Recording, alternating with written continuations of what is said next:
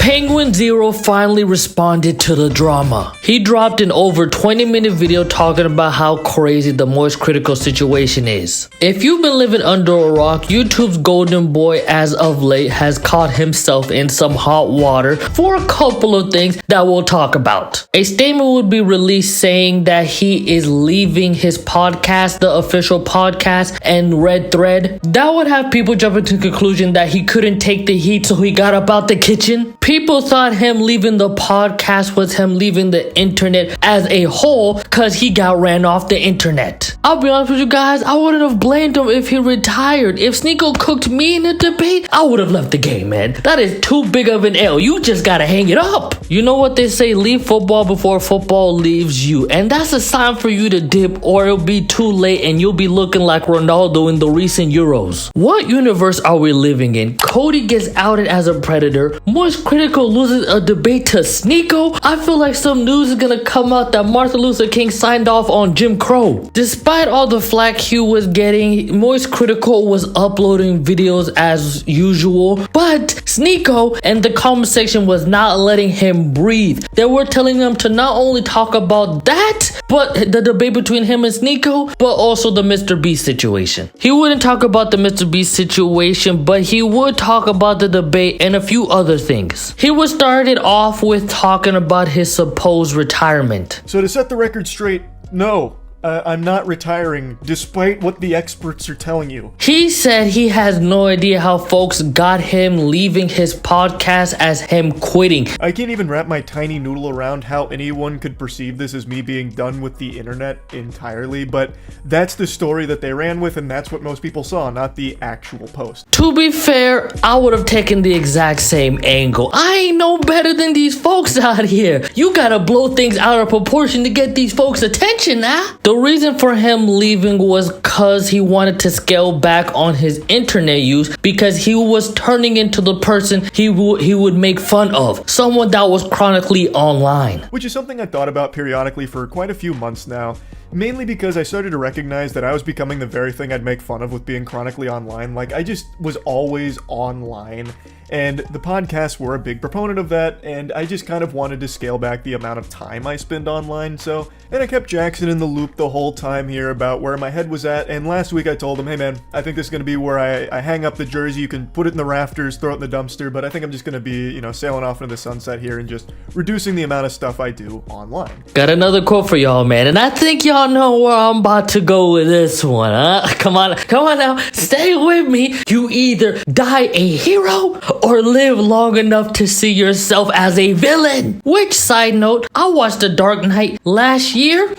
Solid movie. It's a phenomenal movie. Can't lie. When I heard that quote, I was like, oh my gosh, they said the thing. They said the thing. And I also had no idea the unstoppable, unmovable object quote thingy. I didn't know that was from The Dark Knight too. The next topic he talked about was the Ava backlash he was getting. It was a damn if you do, damn if you don't type ordeal. He got backlash for not talking about the Ava situation, even though he talked about it like a day after the news broke, I believe. When covering the Ava Tyson situation, I was attacked by a lot of people for not being quick enough. Even though I covered it within like the first 6 hours, people were unsatisfied that I hadn't made a video within like the first fucking 20 minutes of it dropping. People were saying, why isn't he talking about the Ava situation? Probably trying to secure that Mr. Beast collab and doesn't want to ruffle any feathers. The person that spearheaded this was Sneeko. We'll talk about him in a sec. People also felt like they had to force his hand to talk about it. And then when I did finally finish the full video covering all of it,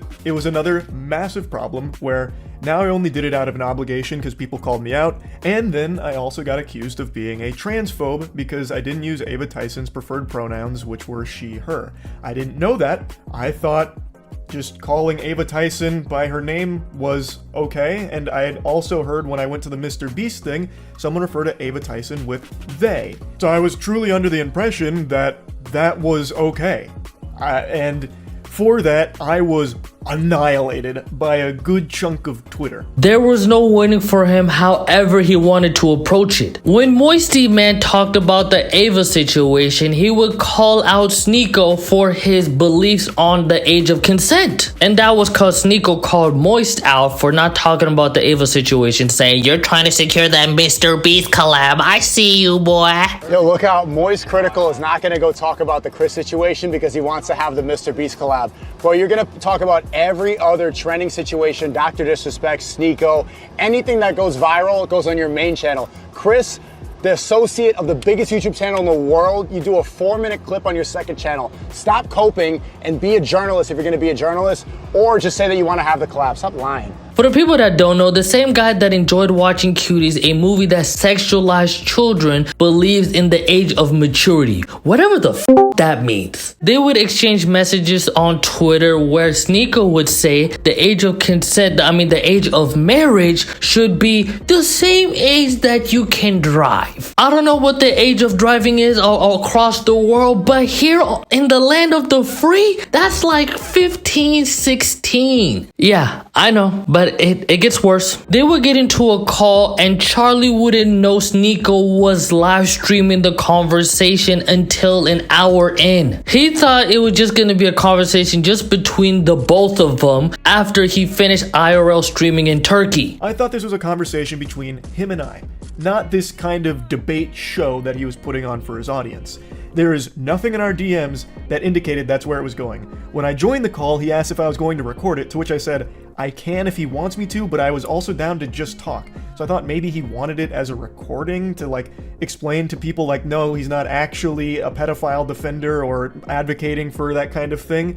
So I thought that is why he asked. I didn't know it was because it was being streamed. Especially because one of his last DMs was about how he's doing an outside IRL stream and he would call me after. To me that says when he's done streaming, that's when we'll talk, not as a part of his stream. I didn't know this was a debate nor a stream until about an hour and 40 into it, roughly somewhere in that ballpark. Now let's get into the nitty gritty. Charlie was trying to get an exact age from Sneeko, and we didn't get that, but we got something else. Sneeko would ask what makes an adult and what makes a child. We haven't even agreed upon what a child and an adult is. You keep saying that it's 18. Under 18. That's child. And I'm Over 18 telling is you, adult. that's not even the definition of the word. Crazy question to ask, but again, it gets worse. Sneeko would say you become a teenager when you hit puberty. Again, I don't think a 14-year-old can ever be